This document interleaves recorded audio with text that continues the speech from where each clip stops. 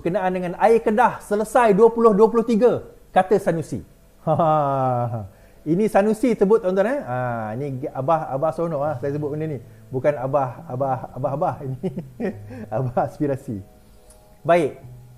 Sanusi unit pula. Sanusi Magno, Menteri Besar Kedah, Muhammad Sanusi Magno, Menteri Besar Kedah, menyatakan bahawa air Kedah akan selesai dalam tempoh pada tahun 2023. Dan perkara ini dinyatakan oleh beliau pada tahun 2020 sewaktu mengambil alih kuasa. Baik, saya baca.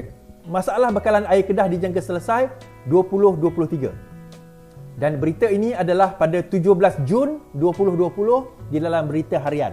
Jangan tak tahu. Alostar. Gangguan bekalan air yang dialami penduduk di negeri ini dijangka dapat diselesaikan menjelang 2023. Menteri Besar Muhammad Sanusi Muhammad Noor berkata, ia susulan pembinaan 4 loji air rawatan baharu di Jenun Baru, Sungai Lima, Bukit Selambau dan Lubuk Buntar Lama yang dijangka siap dalam tempoh 2 hingga 3 tahun lagi. Jelasnya kerajaan negeri menerima bentukan lebih 900 juta. Saya ulang. Kerajaan negeri menerima 900 juta peruntukan bagi memastikan masalah air diselesaikan dan rakyat mendapat bekalan selesa pada masa akan datang. Yang ni 900 juta ni tahun 2020 tuan-tuan. Belum cerita 2021, belum cerita 2022. Okey, baik. Now, persoalan yang timbul adalah, saya nak bawa tuan-tuan. Persoalan yang timbul adalah, kenapa tahun 2023 isu ini masih lagi tidak selesai? Ada yang kata pada saya, 2023 tak habis lagi dia kata. Baiklah, tak kisahlah. Mungkin kita nak tunggu 2023 habis pun, benda ni tak akan selesai tuan-tuan. Selagi mana apa? Kita kata selagi mana pengurusan itu sendiri, kita pun pelik lah. Kenapa pengurusan itu sendiri tidak berjaya nak mencapai objektif sebagaimana yang nak yang diperlukan, kita kata. Baik, saya bagi contoh. Berita yang disebut sendiri pada tahun 2023, saya bacakan. Bekalan air Kedah belum tahap krisis, Sanusi kata. Yang ini beliau kata pada 21 Mac 2023. Sedangkan pada tahun 2020 beliau mengatakan bahawa 2023 ni selesai masalah air. Tetapi 20 Mac dia kata belum tahap krisis. Ada masalah, maksudnya masih ada. Kemudian kita tengok satu berita lagi, masalah bekalan air di Kedah dijangka lebih serius pada 20 Mac 2023. Beberapa kawasan di daerah Kuala Muda termasuk di Semeling dan Merbuk mengalami gangguan bekalan air berikutan musim kemarau ketika ini. Kemudian pada 28 Februari 2023, sadar tak pernah henti cari solusi selesai masalah masalah bekalan air. 2023 masih lagi cerita pasal solusi tuan-tuan. Masih lagi nak cerita pasal solusi sedangkan dia kata boleh selesai. Beberapa kawasan di Langkawi alami gangguan bekalan air, sadar. Ini berita pada bulan April 2023.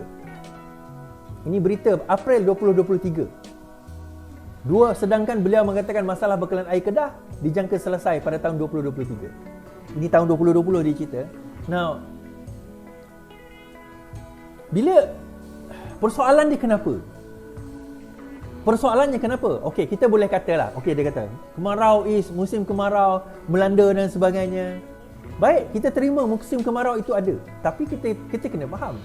Kedah tu ada dalam Malaysia.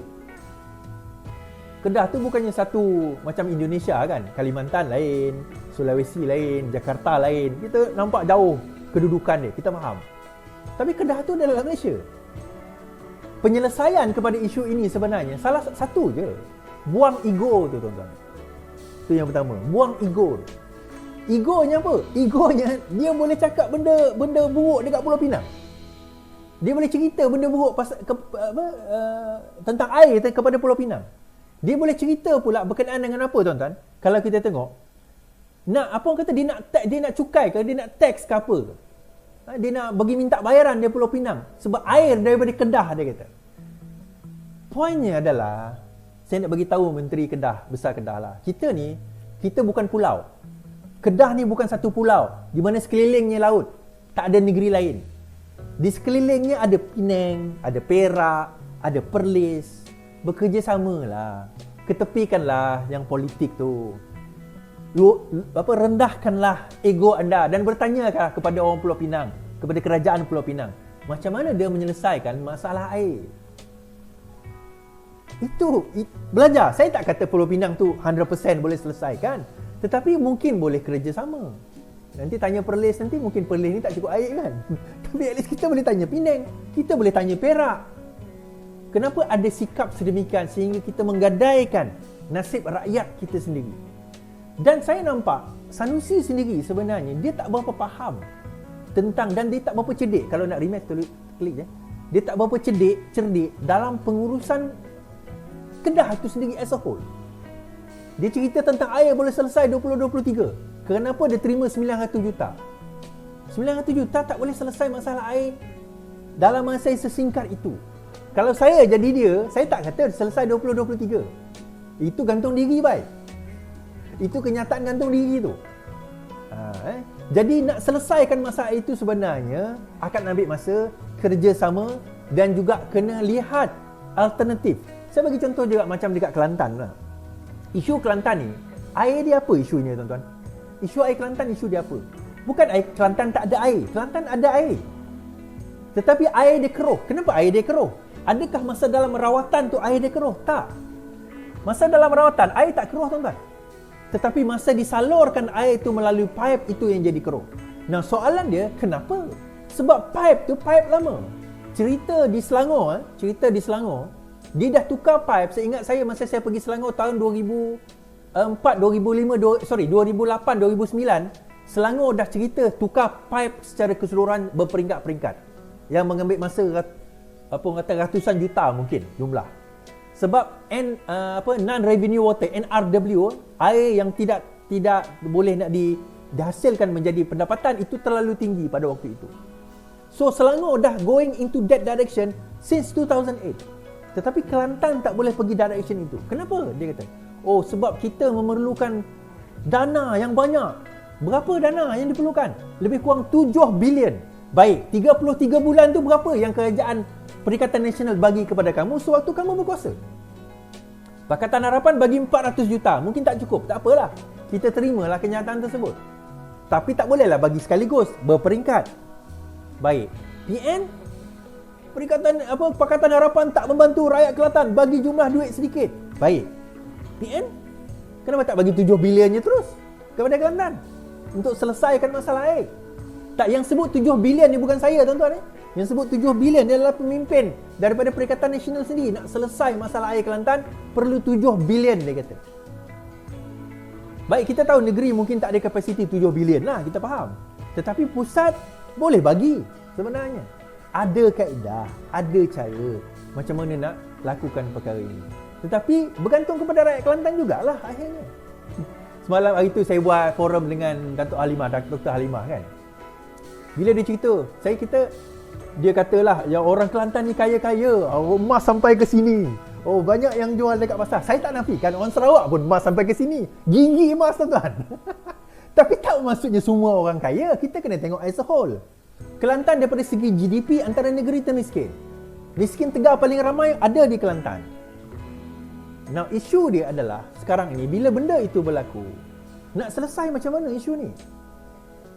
Dan saya tak nampak kerajaan negeri ada kapasiti untuk memikirkan. Dia kata, sebab duit royalty tak bagi, sebab itu kami miskin. Dia kata, duit royalty tak bagi, sebab itu kami miskin. Saya kata, Selangor tak ada royalty. Selangor tak ada minyak. Perak pun tak ada minyak. Penang pun tak ada minyak. Kan? Ada minyak Penang? Tak ada. Johor pun tak ada minyak. Tapi kenapa negeri-negeri ini boleh maju? Oh, sebab dia ada port, dia ada kereta api, dia ada dia ada kapal terbang. Exactly. That's my point. So you nak buat macam mana untuk memastikan Kelantan ni boleh maju? Saya tak nak ajar orang Kelantan dan pemimpin Kelantan macam mana nak buat. Tapi saya nak bagi tahu satu perkara. Tukar kerajaan, insya-Allah Kelantan boleh maju. Itu je. Kelantan boleh maju. Tukar kerajaan, Kelantan boleh maju. Tapi saya nampak juga kadang-kadang dia bergantung kepada mentaliti kita. Bila kita bercakap tentang kemajuan, kadang-kadang ada certain lifestyle tu kena kompromi. Yang mana orang Kelantan tak bersedia untuk kompromi. Dia kat dalam Kelantan dia tak buat, tapi bila Kelantan dia pergi keluar Kelantan dia buat. Saya malah nak cerita benda tu kan. Dalam Kelantan dia kata, oh tak apa, tak boleh ni dalam Kelantan, tapi kat luar tak apa. Kan? Tapi nak buat macam mana? Kadang-kadang dalam kemajuan itu kita kena kompromikan beberapa perkara, tapi tak dalam melanggar akidah benda tu. Cuma tak digemari. Kan orang PAS tahun ni, ingat tak tahun dengan semangat 46? PAS pernah keluar fatwa tau. wanita haram bertanding. PAS pernah keluar fatwa, wanita haram jadi pemimpin. Ingat tak? Sekarang fatwa tu dah bertukar. Tengok berapa ramai pimpinan PAS daripada wanita, termasuk Dr. Halimah sendiri. Kan? Daripada wanita. So benda tu boleh berubah sebenarnya. Dia bergantung kepada pendirian dan juga pegangan macam mana pemimpin itu sendiri. Saya tak nampak dia orang kreatif lah. Baik.